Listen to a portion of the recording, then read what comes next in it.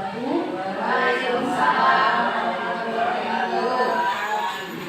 Yang terhormat Ibu Esi Kurniasi SPDSD selaku Kepala UPT SDN Doyong 1, yang saya hormati Bapak dan Ibu serta karyawan dan staf UPT SDN Doyong 1.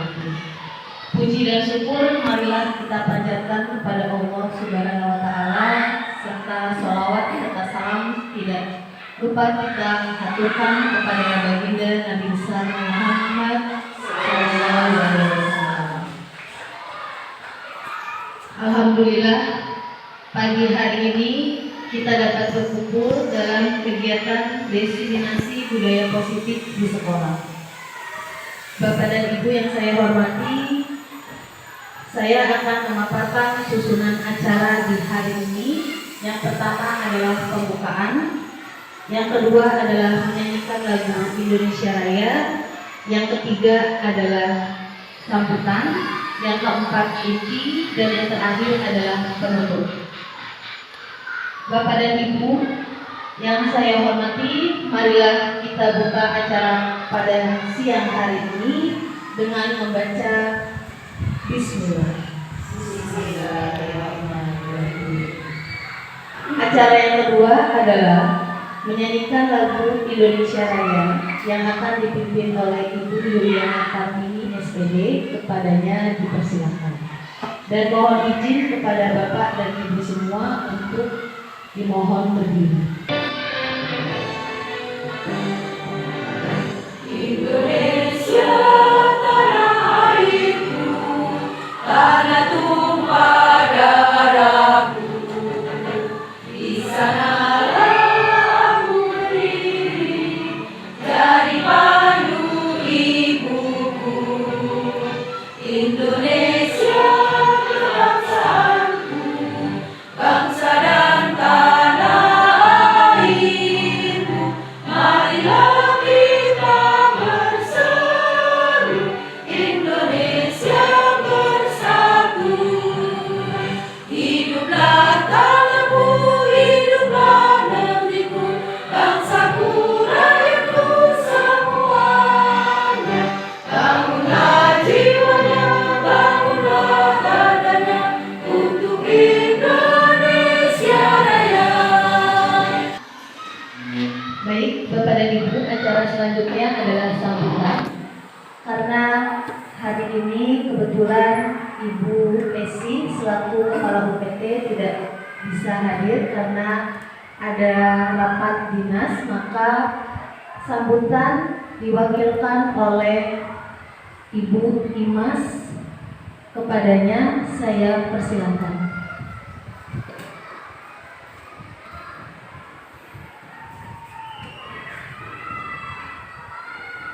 Bismillahirrahmanirrahim.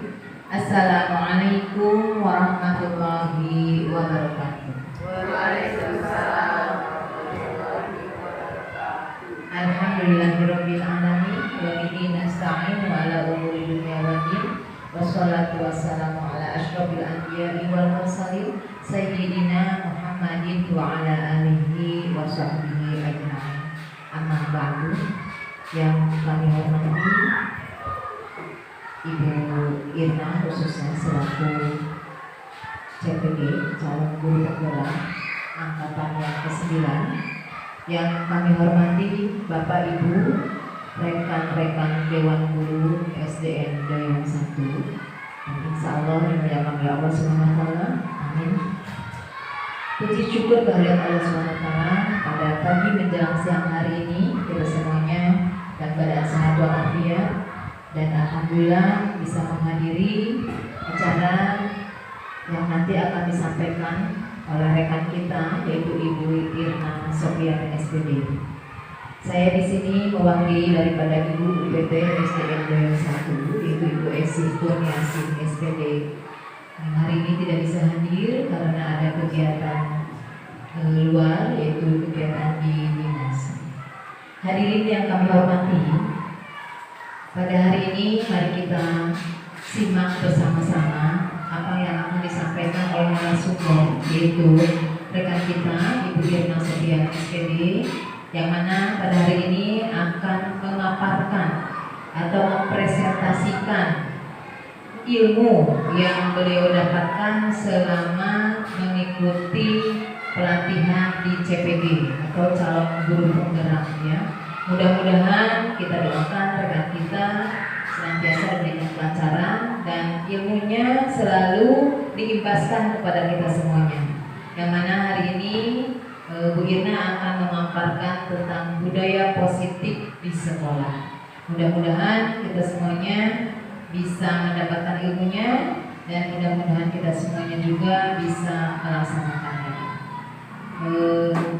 Ini adalah sesuatu yang positif buat kita semuanya, apa yang didapatkan karena kita tidak mengikuti ya seperti di Bu Irna sebagai guru penggerak, calon guru penggerak. Namun alhamdulillah kita insya Allah akan mendapatkan ilmunya dari Bu Irna yang didapatkan selama beliau mengikuti kegiatan.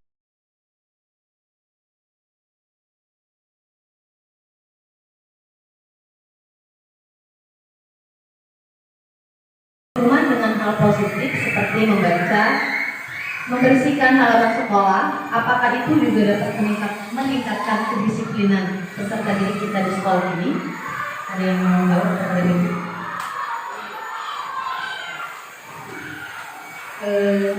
Kalau menurut saya pribadi, mungkin bahasanya bukan hukuman ya, apa ya mungkin nanti kita cari yang lebih pas.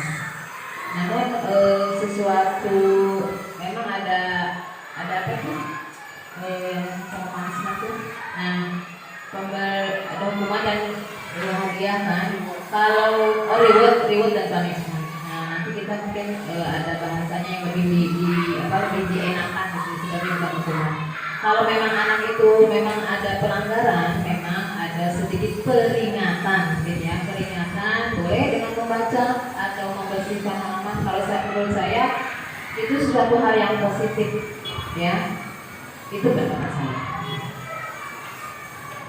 Terima kasih untuk Bu Imas atas jawabannya. Bapak dan Ibu, menurut saya untuk pertanyaan yang ketiga itu sudah dijawab juga yang dikatakan oleh Bu Imas. Karena yang pertama adalah hukuman, yang kedua adalah hukuman, yang ketiga adalah pemberian penghargaan atau reward tersebut.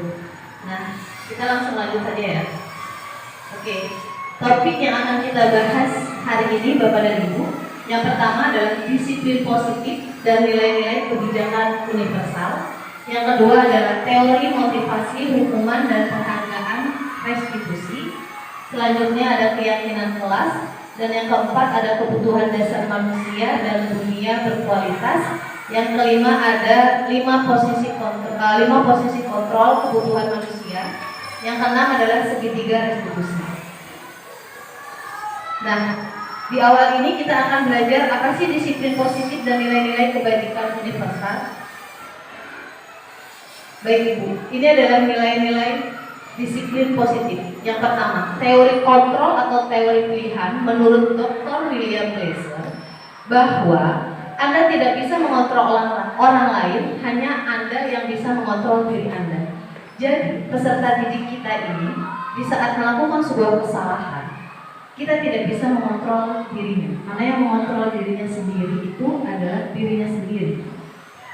Ya, termasuk hukuman yang tadi diberikan sebenarnya itu adalah suatu hal yang tidak boleh kita lakukan.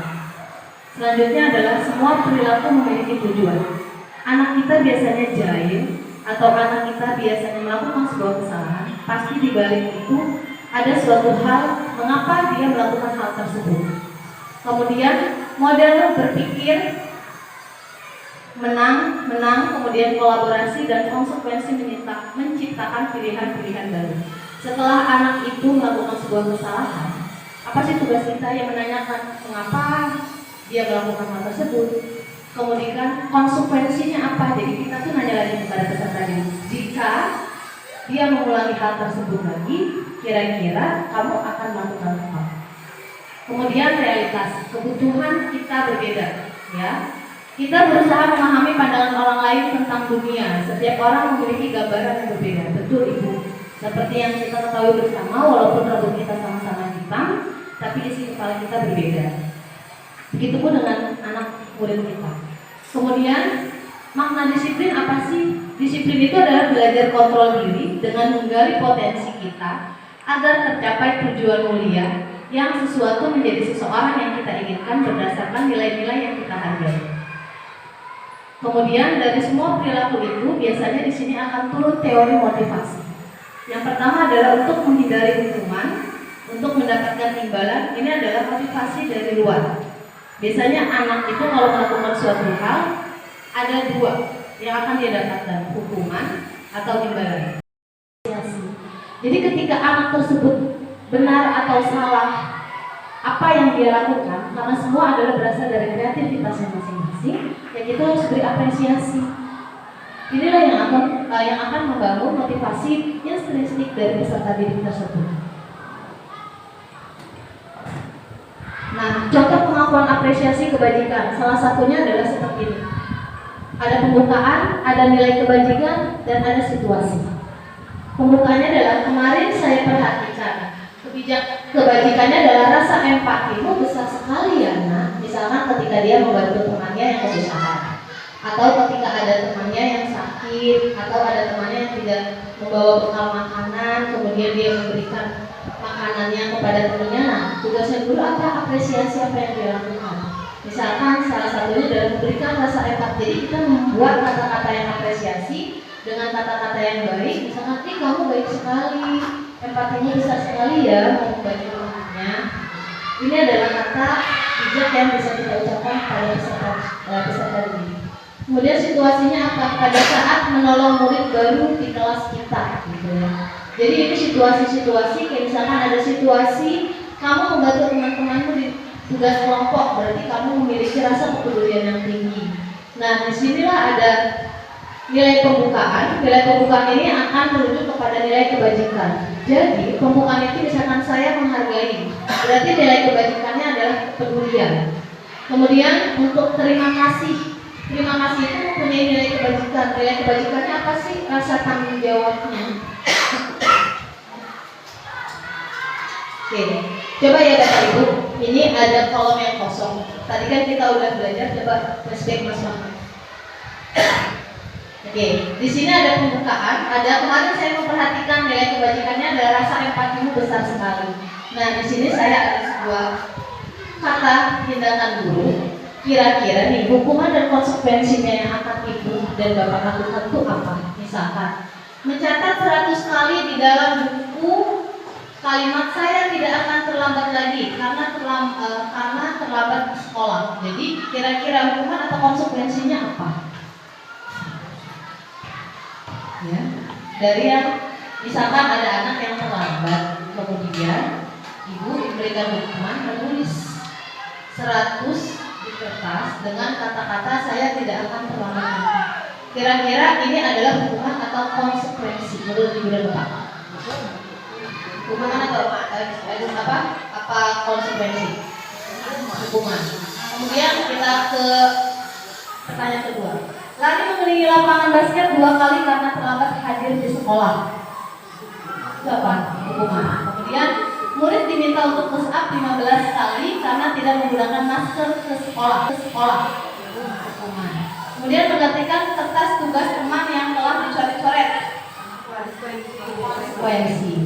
Selanjutnya membersihkan tumpahan air di meja tulis karena tersenggol pada saat belajar.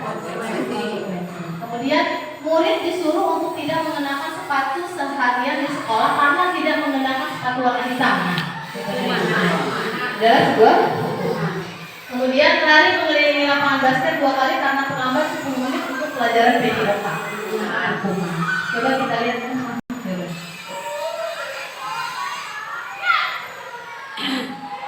Oke, ini betul Ibu. Ini adalah sebuah hukuman yang terakhir adalah konsekuensi. Ya, konsekuensi. Jadi lari mengelilingi lapangan basket 2 kali karena terlambat 10 menit untuk pelajaran PJOK.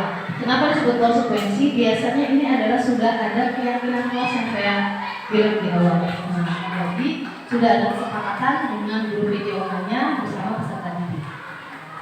Ya, next. Oke, lanjut. Perbedaan hukuman dan konsekuensi itu apa sih Bapak dan Ibu bisa dilihat? Ini disadur dari restitusi di Enggos. Ini ada saya dapatkan dari sini. Kemudian ini adalah hukuman dan konsekuensi. Hukuman adalah sesuatu yang menyakitkan harus terjadi. Konsekuensi adalah sesuatu yang harus terjadi.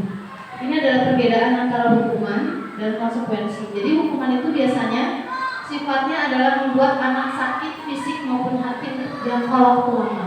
Nah, hati-hati Bapak dan Ibu untuk kita menghindari perilaku seperti itu. Kemudian anak membenci kedisiplinan karena sebuah hukuman.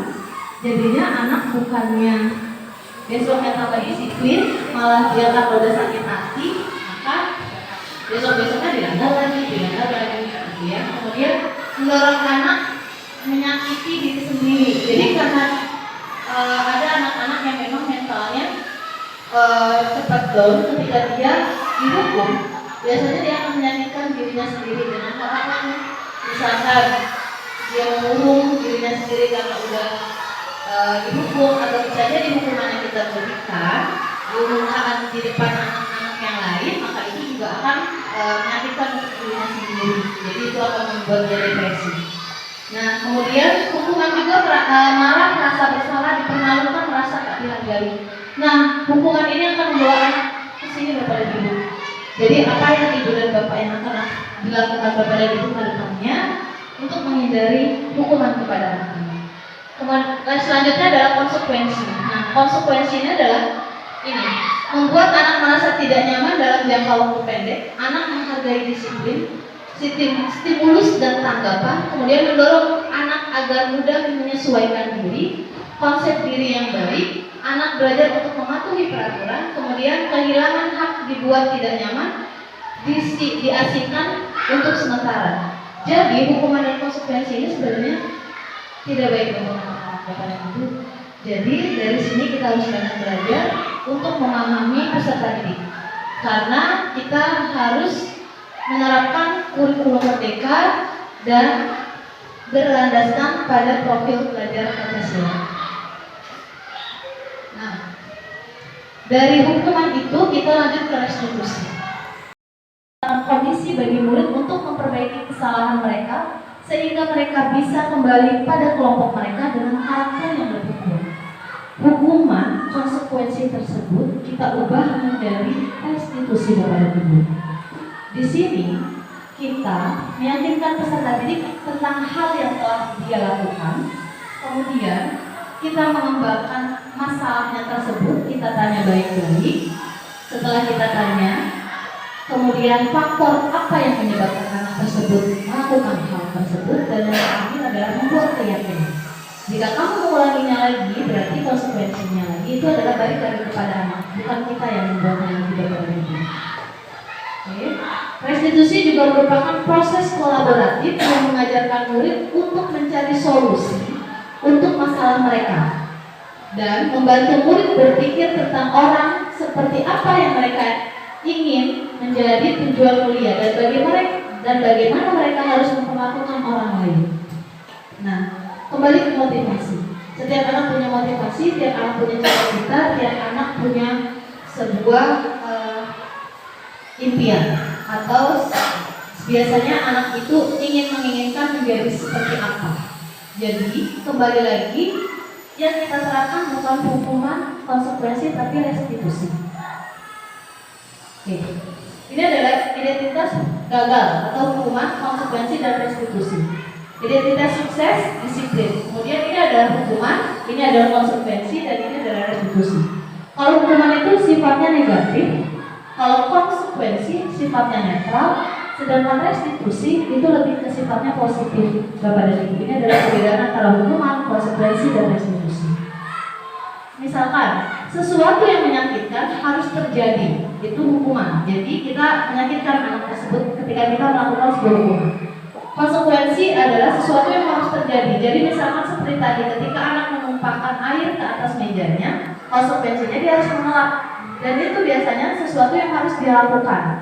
Nah, kalau restitusi adalah merupakan pilihan. Jadi kita balikan lagi kepada peserta ini. Ini adalah contoh-contoh dari tindakan antara hukuman, konsekuensi, dan restitusi. Nah, apa sih 9 ciri-ciri restitusi? Satu, membuka untuk menebus kesalahan, namun untuk belajar dari kesalahan Bapak dan Ibu ya. Jadi kita menekankan peserta didik kita itu untuk apa? Untuk belajar dari kesalahan yang telah ia buat. Kalau dia telah melakukan hal tersebut, konsekuensinya baik kepada diri dia sendiri.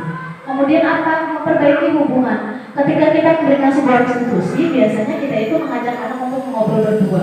Jadi kita tidak malu-maluin, kita tidak menghukum anak, tidak ngoceh di depan anak. Misalkan ada salah satu anak kita yang membuat kesalahan, kita ngomelnya di depan anak dan di depan teman-temannya. Biasanya itu akan merusak hubungan kita dengan peserta didik. Tapi dengan restitusi kita akan memperbaiki hubungan kita dengan peserta didik, karena kita berbicara antara kita dengan peserta didik di luar dari teman-temannya. Kemudian tawaran, bukan paksaan. Jadi kita memberikan sebuah tawaran. Ketika kamu melakukan sebuah kesalahan, apa yang akan kamu lakukan? Jadi kita memberikan tawaran, bukannya kita yang memberi hukuman, ya. Itu yang disebut dengan restitusi. Kemudian restitusi menuntut untuk melihat ke dalam dirinya. Selanjutnya restitusi mencari kebutuhan dasar yang mendasari tindakan. Jadi biasanya anak itu melakukan hal tersebut itu pasti ada suatu hal. Kira-kira di depan ini kebutuhan dasar manusia yang tadi sudah saya sebutkan di depan. Jadi anak itu biasanya dia melakukan hal tersebut karena kebutuhan dasarnya dia ada yang tidak tercukupi. Bukan dari kita, mungkin dari keluarganya atau dari rumah sebenarnya dia sudah merasakan hal sesuatu yang negatif, dia bawa ke sekolah.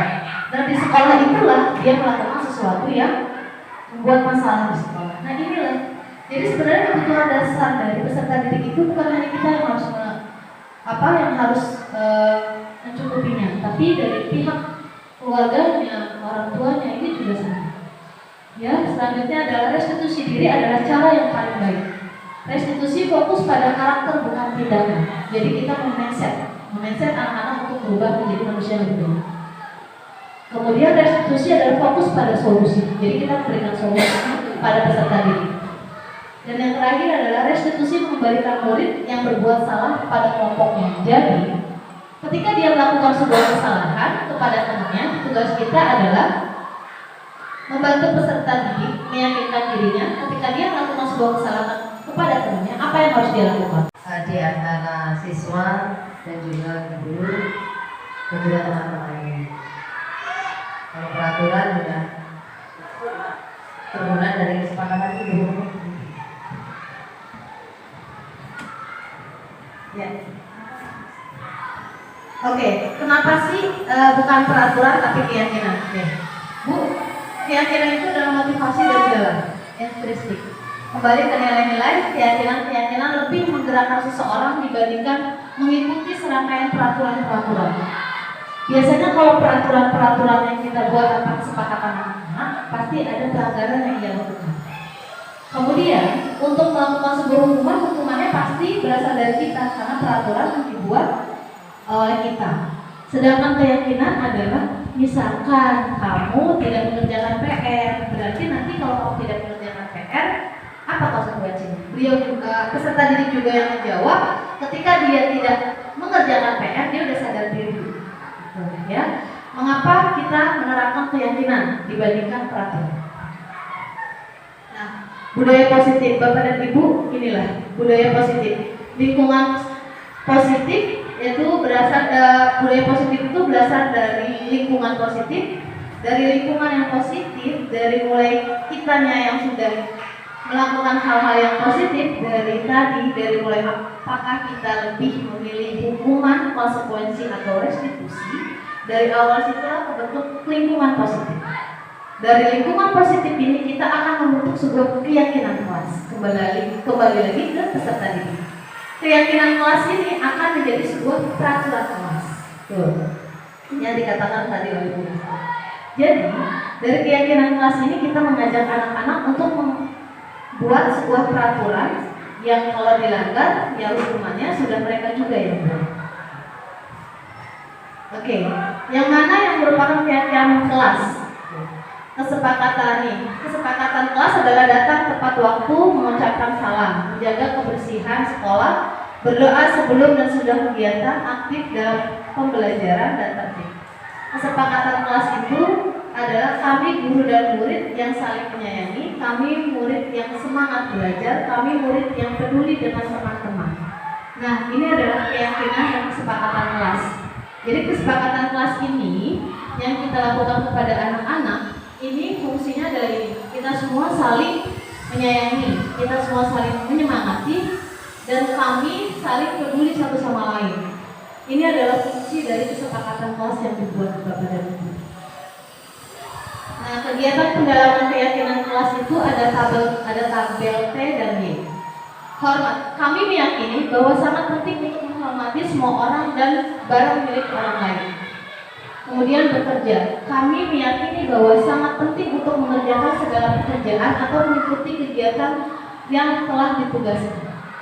Kemudian diterima dan dimiliki. Kami meyakini bahwa sangat penting untuk merasa diterima pada suatu kelompok dan saling peduli satu dengan yang lainnya.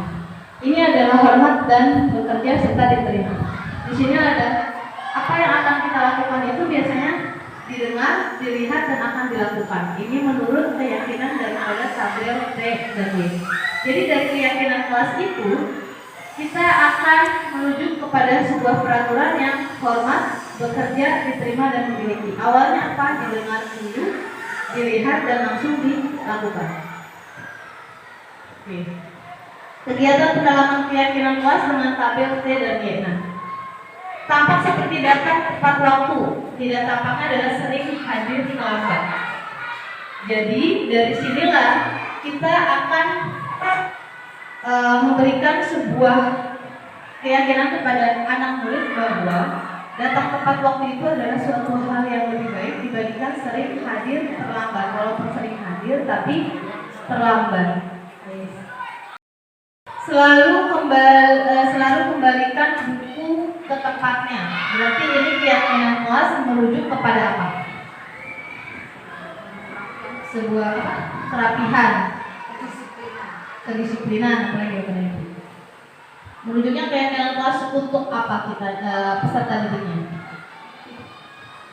Jadi dari kata-kata ini itu merajuk kemana? Kayak misalkan dilarang mengganggu orang lain, berarti nilai keyakinan apa yang sudah dilanggar? Kalau misalkan kita dilarang mengganggu orang lain, berarti saling menghargai, menyayangi. Betul.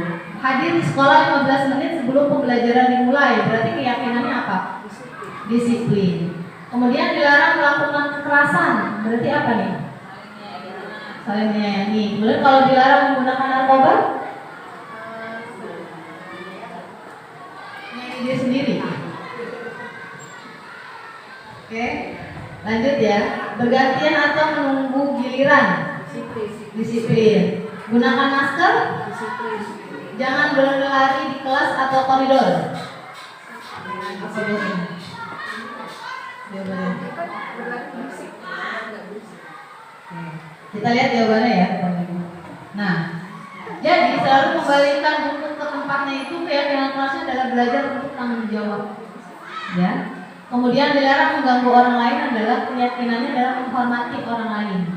Kemudian hadir di sekolah 15 menit sebelum pembelajaran dimulai adalah menghormati orang lain dan berkomitmen. Dilarang melakukan kekerasan, ini adalah untuk keselamatan dan menghormati orang lain. Dilarang menggunakan narkoba, keyakinannya adalah kesehatan. Kemudian bergantian atau menunggu giliran, yaitu menghormati orang lain dan sabar, mengajar anak-anak untuk bersabar. Kemudian menggunakan masker berarti adalah keselamatan dengan kesehatan. Dan jangan berlari di kelas koridor, keselamatan dan keamanan. Ya, karena di sini adalah faktor keyakinan untuk anak-anak. Oke, kebutuhan dasar manusia dan dunia yang berkualitas. Oke, ibu-ibu kita harus menanamkan ini. Kebutuhan dasar manusia. Manusia itu hidup adalah untuk bertahan hidup. Bertahan hidup berasal dari mana? Makan dan minum. Yang memberikan keluarga dan orang tua. Kemudian anak itu membutuhkan apa sih? Kasih sayang dan rasa diterima. Jadi kita tidak boleh memilih, kemudian tidak boleh yang namanya membeda-bedakan antara peserta didik. Karena kebutuhan dasar manusia itu harus kita lengkapi. Kemudian penguasaan seperti apa? Penghargaan yang diberikan yang berupa yang tadi di awal telah diberikan, yaitu sebuah hal yang positif, kata-kata yang positif. Kemudian kesenangan. Jadi diupayakan di dalam kelas itu jangan monoton belajar dulu Bapak dan Ibu ya. Anak juga butuh kesenangan. Anak juga perlu belajar sambil bermain. Kebebasan. Kebebasan ini apa? Balik lagi kepada peserta didik. Mau dengan cara apakah kita belajar hari ini, kita lakukan bersama-sama kepada peserta didik. Inilah yang harus kita lakukan di dalam kelas. Karena ini sudah mencakup kebutuhan dasar pokok manusia yang harus dipenuhi. Karena kita sebagai pendidik memang tugasnya adalah ini Bapak dan Ibu. Oke, 5 posisi kontrol. Oke, ini ada 5 posisi kontrol yang tadi saya berikan. Bapak dan Ibu mau menjadi apa? Mau menjadi penghukum kah? Pembuat rasa bersalah kah? Sebagai teman kah? Sebagai pemantau atau sebagai manajer? Semua kembali ke Bapak Ibu. Ya. Guru berbuat, misalkan menghardik, menunjuk-nunjuk, menyakiti dan menyindir, itu adalah sebuah hukuman. Kalau kamu tidak melakukannya, awas ya, rasakan. Kemudian hasilnya memberontak, menyalahkan orang lain dan berbohong. Biasanya anak-anak kalau udah diberikan kata-kata seperti itu, pasti mereka akan menyalahkan satu sama lain. Itu adalah yang terjadi di sekolah. Misalkan, ini bukan saya Bu, ini bukan saya Pak, itu tuh karena dia. Pasti ujung-ujungnya dia akan melakukan sebuah pemberontakan dan akan menyalahkan orang lain juga. Kemudian murid meletakkan guru di luar dunia yang berkualitas menurutnya. Karena Bapak dan Ibu suka menghukum, jadi tidak ada di pandangan anak murid Ibu itu, Ibu akan dihargai atau Bapak akan dihargai. Karena sebuah penghukuman itu akan mengubah mindsetnya anak-anak. Kemudian murid berkata ya, rasakan. Kemudian hasilnya memberontak, menyalahkan orang lain dan berbohong. Biasanya anak-anak kalau udah diberikan kata-kata seperti itu, pasti mereka akan menyalahkan satu sama lain.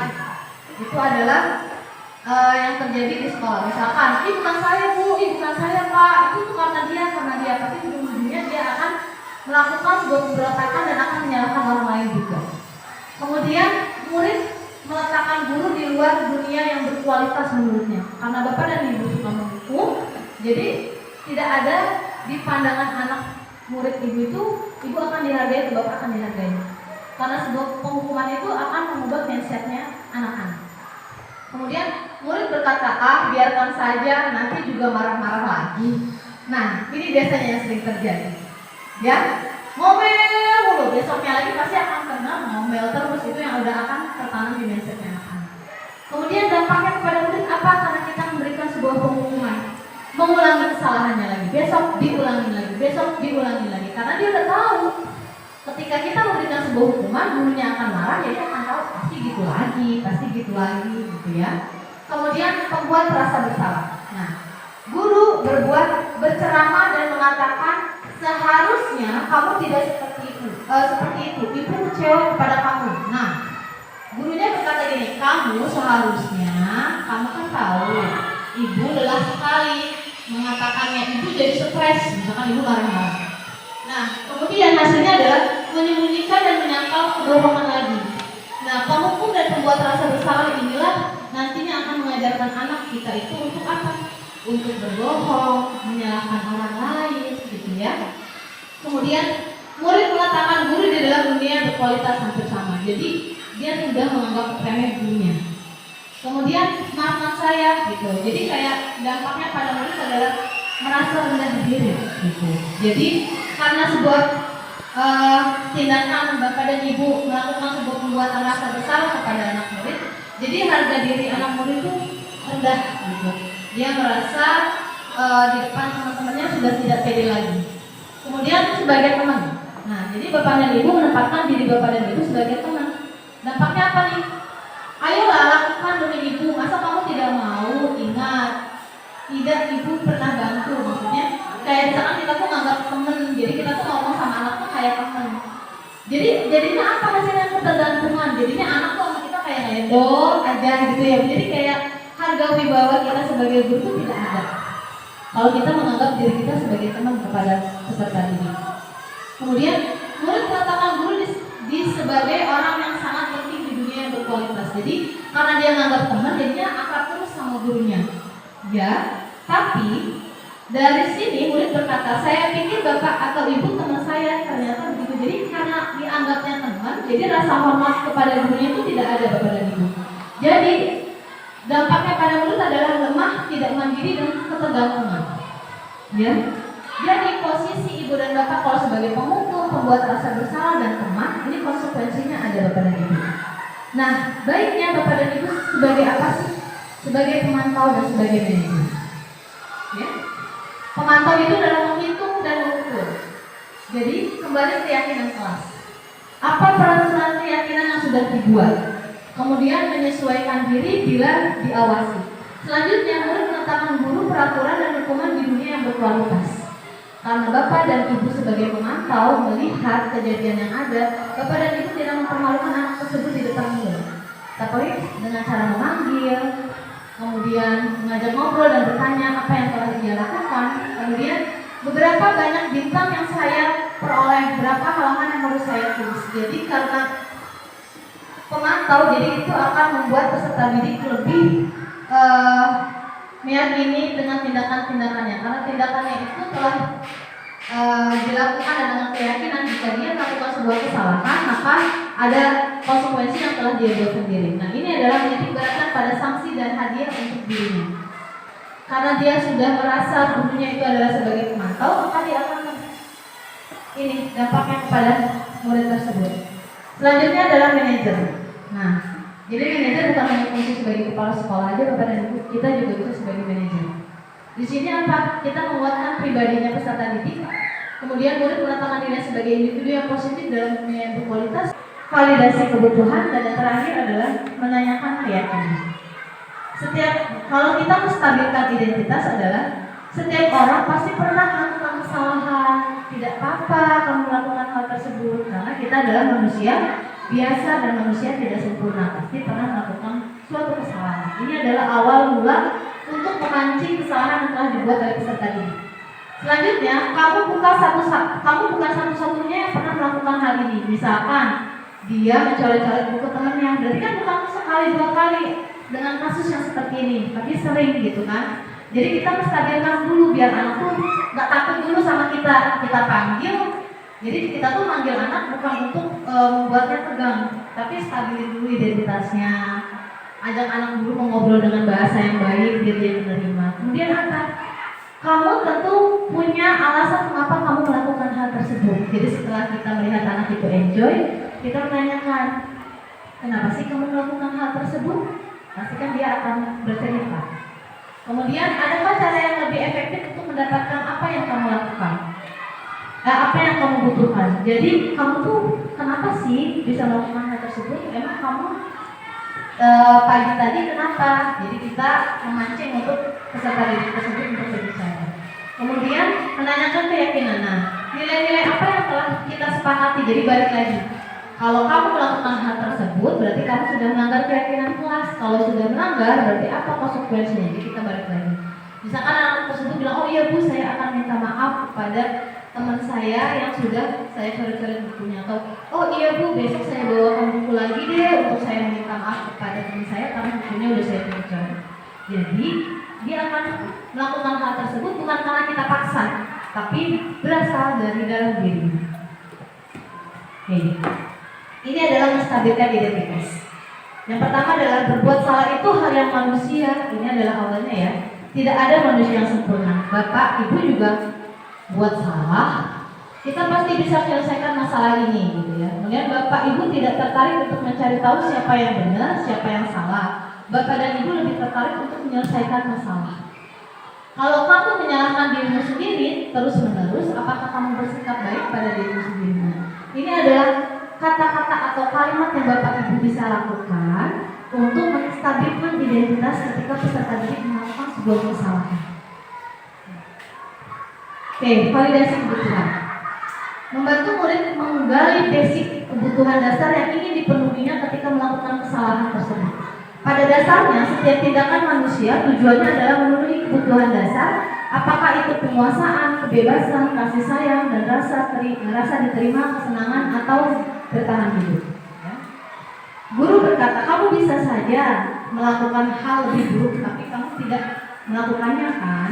Jadi kita balik lagi dari menstabilkan identitas, lanjut ke validasi kebutuhan, kemudian apa yang penting bagi kamu, ya dalam dirinya itu kita tanya, kita gali, kira-kira dari penggalian ini kita akan merujuk kepada kebutuhannya si peserta didik. Oh ternyata dia tuh seperti ini kan memang dia kurang kasih sayang. Oh ternyata dia kayak gini, tiba-tiba mencuri makanan temennya. Oh karena tadi pagi tidak sarapan. Jadi semuanya itu adalah kembali kepada kebutuhan dasarnya si peserta didik. Oke, menanyakan keyakinan. Nah inilah runtutan cerita dari segitiga restitusi tadi. Sudah mulai menstabilkan identitas, kemudian validasi, dan selanjutnya adalah menanyakan keyakinan. Disinilah adalah anak melihat kesalahan yang dihubungkan dengan norma sosial dan nilai-nilai yang mendasari manusia berinteraksi dengan orang lain.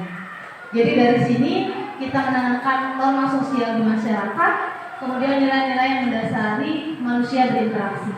Dari sekolah kita bimbing anak-anak, dan nantinya setelah dia menjadi dewasa dia akan kembali ke masyarakat. Dan disinilah kita menanamkan norma sosial tersebut dengan menanyakan keyakinan di sini. Oke, yang ketiga, peran among. Seperti apakah yang telah Bapak dan Ibu lakukan? Bapak dan Ibu yang akan lakukan setelah Bapak dan Ibu mendapatkan presentasi tentang hal ini. Kemudian saya akan menjadi among yang seperti apakah setelah saya mengikuti kegiatan ini. Bapak dan Ibu, siapa yang mau menjawab pertanyaan 1, 2, 3, 4? Saya mencoba, tapi sambil ini ya, sambil maksudnya sharing. Ya. Terima kasih Dina atas kesempatannya. Saya sangat berterima kasih sekali bisa mengikuti sesi hari ini dari Ibu Ina, yang mana dapat mengubah paradigma saya yang selama ini saya lakukan di kelas bersama anak-anak. Jadi teman-teman dan Bu Ina, selama ini yang saya lakukan itu memberikan sanksi dan atau hukuman kepada anak-anak yang terutama nih yang terlambat. Jadi, tetapi sebelumnya saya membuat kesepakatan bersama mereka. Ini terlambat terus nih. Setiap hari ini pasti ada 3 atau 4 anak yang terlambat. Bagaimana nih kalau seperti ini terus? Kalau terlambat berarti nanti akan ketinggalan pelajaran, akan mengganggu yang lain. Ayo anak-anak kita membuat kesepakatan. Terus akhirnya kami membuat kesepakatan untuk yang terlambat itu diberi sanksi atau hukuman ya. Kemarin itu yaitu yang terlambat itu disuruh menyanyi lagu wajib atau lagu anak-anak atau menari, diberikan pilihan seperti itu. Nah sudah kami lakukan seperti itu. Bahkan kalau saya lupa, anak-anak mengingatkan, Bu, tadi itu semua telat lagi, kok nggak dikasih sanksi? Gitu. Nah, akhirnya diberikan sanksi tadi, terus memilih. Nah, temuan saya itu mungkin karena yang tadi ya, jadi udah ada dasar dari anak itu si anak itu masih telat terus, meskipun diberi sanksi. Bahkan kalau diberi sanksi menyanyi itu malah seneng. Ayo bagaimana? Terus ada yang pintar nari. Jadi kalau nyanyi sambil menari di depan. Nah seperti itu. Mohon masukannya untuk saya. Bagaimana ini tindak lanjutnya? Gitu. Terima kasih. Sama sharing aja ya. Oke. Kalau menurut saya itu adalah balik kepada kebutuhan dasarnya. Anak-anak itu pasti datang terlambat ada suatu hal. Nah, kebutuhan dasar apa nih yang tidak dipenuhi? Ataukah kasih sayang dari orang tuanya yang belum dicukupi? Atau apa yang belum dia dapatkan? Inilah yang harusnya kita kolaborasi dengan siapa lagi? Orang tua murid lagi dulu. Dengan apa? Kita bertemu dengan orang tua murid, kita ajak ngobrol aja orang tuanya dan bertanya, Bu kenapa ya kok si A ini udah berkali-kali datang terlambat, kenapa ya? Padahal saya sudah memberikan sanksi, tapi kok tetap ya seperti ini terus. Inilah tugasnya guru. Kita mendidik di sekolah, tapi di rumah ada faktor yang lebih penting lagi dengan kedua orang tua. Walaupun kita di sekolah sudah maksimal mungkin melakukan hal yang terbaik, kembali lagi kepada orang tua. Kalau orang tuanya tidak mendukung, itu tidak bisa ya. Karena balik lagi berasal dari budi pekertinya. Budi pekerti siapa sih Bu? Dasarnya siapa sih yang membentuk budi pekerti tersebut? Orang tua Bu, keluarga tercinta kita. Itu yang akan membentuk kesadaran. Jadi kita sudah berbuat semaksimal mungkin di sekolah, tapi ternyata terus berarti yaitu saran saya berkolaborasi dengan orang tua murid menanyakan kenapa percintaan diri tersebut datang berapa. Mungkin itu saja dari saya, Bu Yuli. Mungkin ada Bapak Ibu yang mau menambahkan. Lanjut mungkin ya. Yang kedua mungkin Bapak dan Ibu kira-kira ada yang mau menjawab?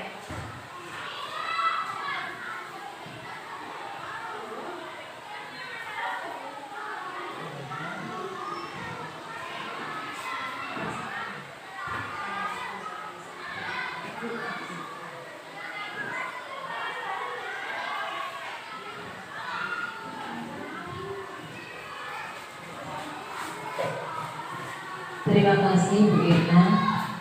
Pertanyaan yang kedua ya, perasaan apa yang muncul selama itu?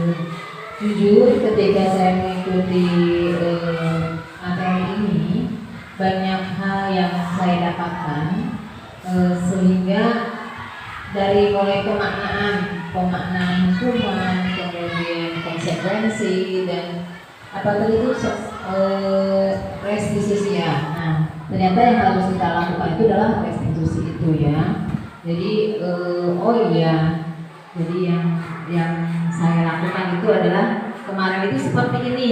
Ya, masuknya kalau saya misalnya melakukan ini, oh iya saya ternyata hukuman. Oh ternyata saya juga melakukan, oh ini ternyata bukan hukuman atau konsekuensi tadi ya. Dan ternyata dari materi yang kita dapatkan hari ini yang harus kita lakukan adalah tadi restitusi. Saya sangat senang sekali mengikuti kegiatan di pagi menjelang siang hari ini. Jujur saya mendapatkan ilmu pada pagi hari. Terima kasih atas paparannya. Mudah-mudahan kedepannya kita semuanya akan menjadi among yang lebih baik lagi. Mungkin di refleksi yang terakhir Bapak dan Ibu, mungkin ada yang mau menjawab. Ibu dan Bapak hari ini sudah menjadi among yang seperti apa di mata anak-anak? Sebagai si pemberi hukumankah atau sebagai si pemberi kesalahan kah, atau sebagai temankah, atau sebagai pemantau dan manajer? Dan kira-kira mulai besok Bapak dan Ibu akan mau menjadi seperti apa setelah mempelajari modul ini? Silakan Bapak dan Ibu yang mau menjawab.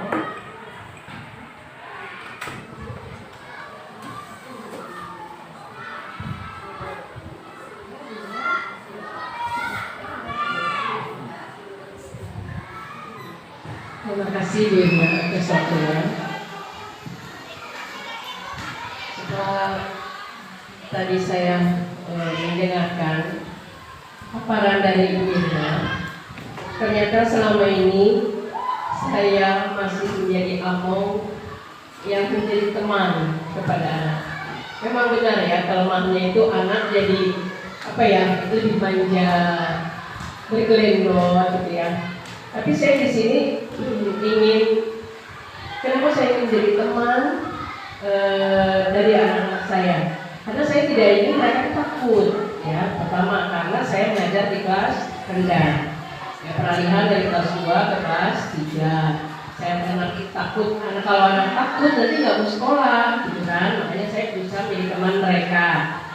Nah, mulai hari ini saya mungkin akan berubah. Ya, bukan hanya menjadi teman, tapi akan menjadi pemantau dan mungkin manajer ya, biar lebih. Tapi pelan-pelan mungkin mungkin ya kita akan pelan-pelan supaya anak juga tidak kaget. Gitu ya. Tapi saya di sini ingin, kenapa saya ingin jadi teman dari anak-anak saya? Karena saya tidak ingin mereka takut. Ya, pertama karena saya mengajar di kelas rendah. Ya, peralihan dari kelas 2 ke kelas 3. Saya mengenal takut, karena kalau anak takut nanti nggak mau sekolah, gitu kan? Makanya saya berusaha menjadi teman mereka. Nah, mulai hari ini saya mungkin akan berubah, ya bukan hanya menjadi teman, tapi akan menjadi pemantau dan mungkin manajer, ya biar lebih. Tapi pelan-pelan mungkin ya, kita akan pelan-pelan supaya anak juga tidak kaget. Nah, saya rasa itu aja ya. Terima kasih atas ilmunya. Saya juga jadi tahu ya bahwa apa yang saya lakukan ternyata kurang bagus menurut teori ini. Terima kasih. Assalamualaikum warahmatullahi wabarakatuh. Terima kasih ke Bu Irna atas waktunya untuk yang direfleksi terakhir ya. Alhamdulillah pada hari ini saya pribadi mungkin ini adalah ilmu di mana yang harus ibaratnya saya pribadi untuk diamalkan di dalam kegiatan sehari-hari, itu mendidik anak putra dan putri kita. Namun saya pribadi berterima kasih kepada Bu Irna ya, diberikan kesempatan untuk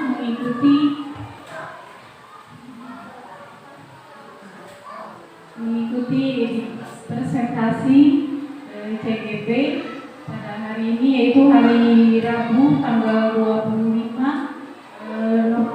Oktober. Terima kasih dan mudah-mudahan ilmunya bermanfaat untuk kita semua, dan saya pribadi bisa menerapkan untuk kegiatan dan kehidupan di kemudian hari. Assalamualaikum warahmatullahi wabarakatuh.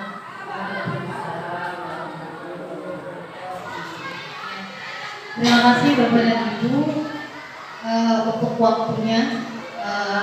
Saya di sini hanya ingin berbagi ilmu kepada Bapak dan Ibu. Saya sama sekali tidak ingin menggurui atau gimana pun, karena kita belajar bersama. Apa yang saya dapatkan kita kembangkan lagi, kita berbagi kembali. Mungkin Bapak dan Ibu, terima kasih atas waktunya di kesempatan pada hari ini. Di sini kita belajar banyak, kita sudah mendapatkan ilmu bersama-sama. Kita juga telah merefleksikan pembelajaran yang telah kita dapatkan pada hari ini. Mungkin sebelumnya kita bersama-sama mengucapkan hamdalah. Oke, mungkin dari saya cukup sekian, dan saya ucapkan terima kasih banyak Bapak dan Ibu untuk tidak bosan-bosan mungkin ketika nanti saya juga akan banyak lagi pemaparan materi yang saya harus sampaikan kepada Bapak dan Ibu, karena ilmu yang saya dapat harus saya kembalikan kepada Bapak dan Ibu, karena tugas saya adalah bergerak, tergerak, dan menggerakkan. Jadi kita bersama-sama, saya tidak bisa menjadi diri saya sendiri tanpa bantuan Bapak dan Ibu, karena saya tetap membutuhkan kolaborasi bersama Bapak dan Ibu. Terima kasih Bapak dan Ibu, sekian dari saya. Wassalamualaikum warahmatullahi wabarakatuh.